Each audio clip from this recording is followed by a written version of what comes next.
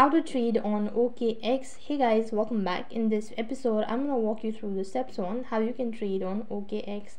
So then, to trade on OKX, all you have to do is just make sure to watch this video till the end and follow the instruction as guided. Now first of all, you'll have to go ahead and log in into your OKX account.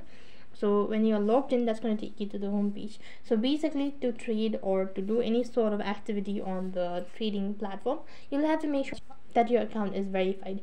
Unless and until if your account is not verified, you won't be able to proceed on.